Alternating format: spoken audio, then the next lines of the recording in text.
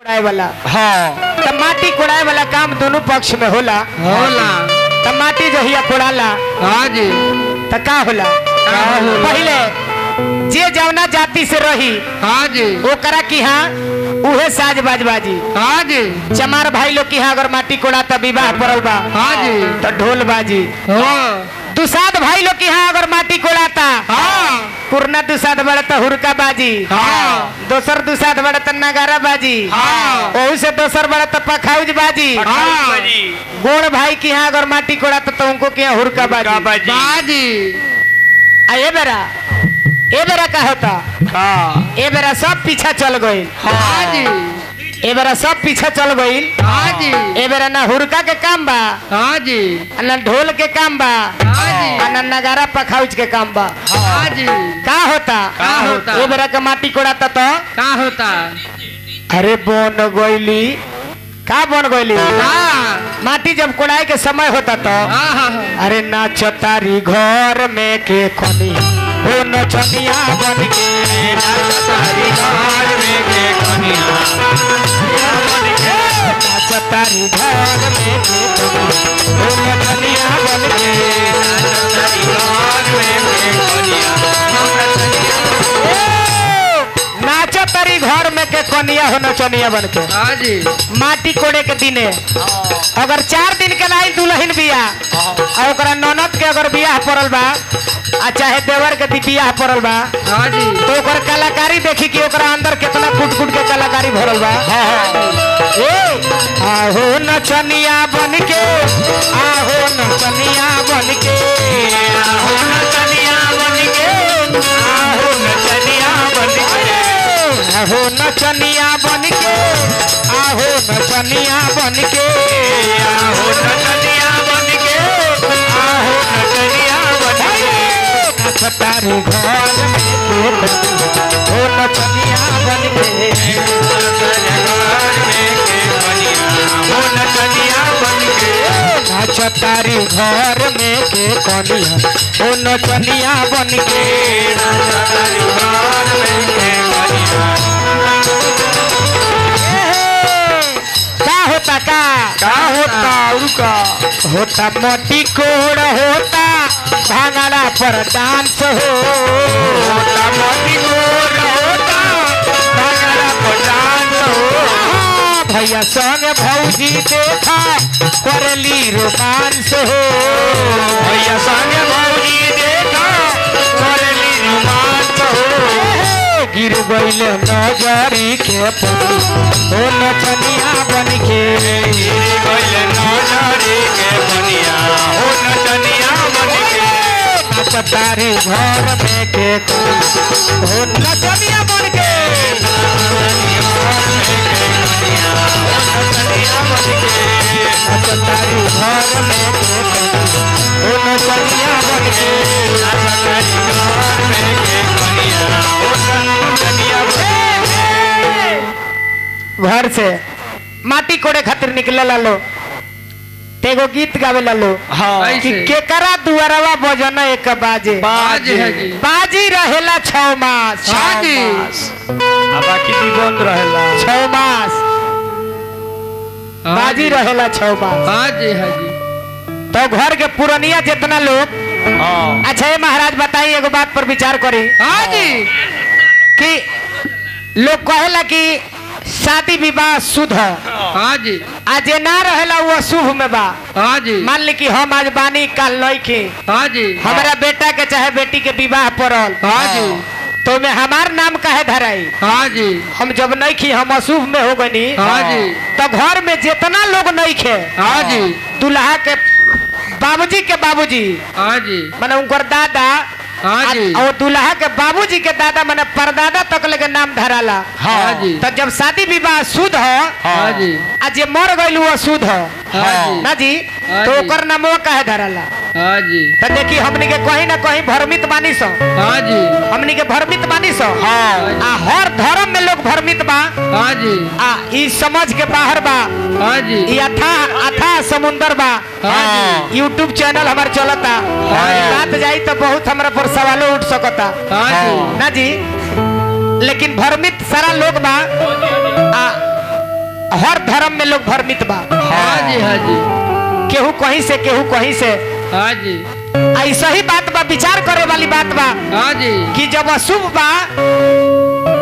बा तो जे नइखे ओकर नाम काहे धराला, काहे धराला ना जी काहे धराला। तो चली माटी कोड़ाला तो माटी कोड़े खातिर जब जाला लो हाँ जी तो जेठ बैसाख के दिन रहला। हाँ जी लेकिन हरिहर दूब देख के माटी कोड़ाला। हाँ जी काहे न सुखाल का पकड़ा। जब वो दुभिया कोड़ाला हाँ जी तो भीतरिया से एकदम जाला रहला, जाला। हाँ जी हाँ जी ऊपर भले सुख हो रहे लेकिन भीतरिया जाला रही। हाँ जी तो यहू में कारण बा हाँ जी ये हरिहरे दूब पर काहे माटी कोड़ाला। हाँ जी दुभिया पर माटी कोड़ाला।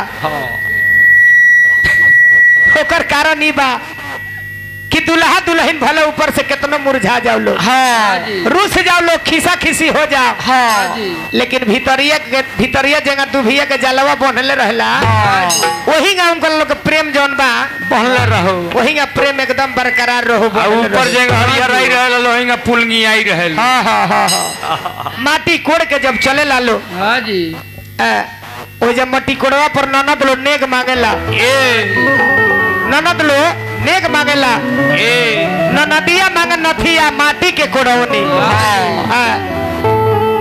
एगो गीत यूट्यूब पर आइल बाप, छोड़ा कुछ कहे के नहीं खे। हाँ जी काहे कि सब केहू एथी हो गइल बा। हाँ सबे हारल थकल बा, काल आवरी सब केहू के जागे के बा।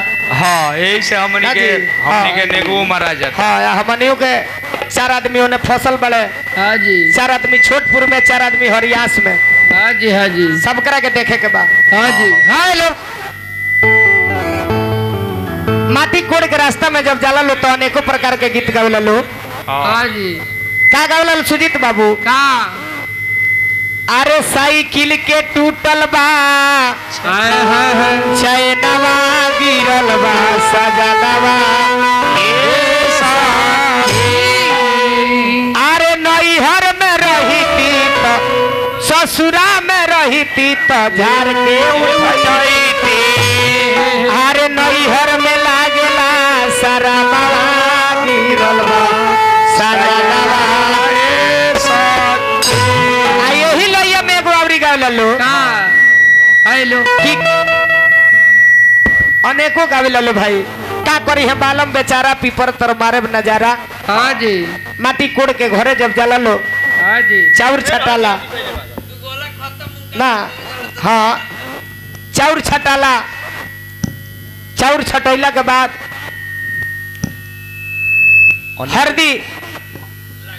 हरदी लागेला दूल्हा के दिन भर में 5 बेर। हाँ हरदी लगेला, अनेक प्रकार के विधि होला। हरदी चढ़ेला हाँ जी तो हरदी जब चढ़ेला तो कम से कम 21 आदमी, 11 आदमी, 5 आदमी कम से कम हरदी के नेग में हाँ रहे के चाहिए शामिल, रहे के चाहिए। लेकिन माहौल ऐसा बुझात नहीं खे जिन्हें में शामिल कोई ऐसे हमनियों के कह के एक और बात तनी से कहे कि दोस्त के भागी आदमी ना बनेला। हाँ ना जी चली हरदी चढ़ल, हरदी चढ़ला के बाद कोहरत के भात निधाला। हाँ जी दुल्हा सरकार कोहरत के भात खा ले। हाँ जी कोहरत के भात खाई लो, नहवावना भइल। हाँ नहवावना भइला के बाद दुल्हा के माई राइन जवाइन औछली। हाँ राइन जवाइन औछला के बाद दुल्हा प्रवेश करे ले। हाँ वो ढकनिया के एके लात में एड़ी से दाब के फोड़ के कपड़ा दुल्हा सरकार के पहनावल जाला।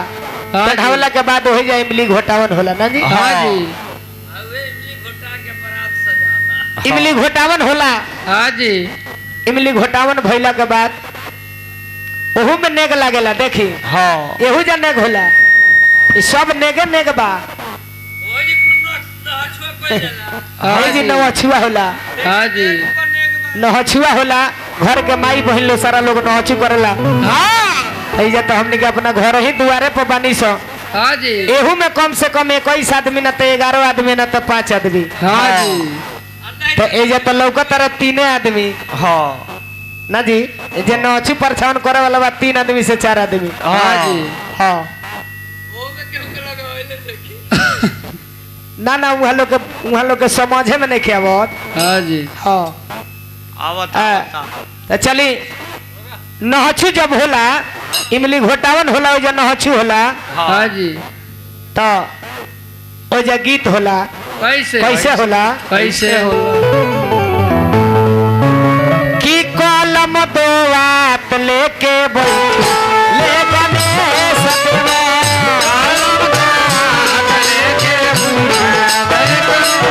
राम जी के हो तबा नहछुआरी राम जी के हो तबा नहछुआरी कलम दो हाथ लेके बैठी ले गणेश देवा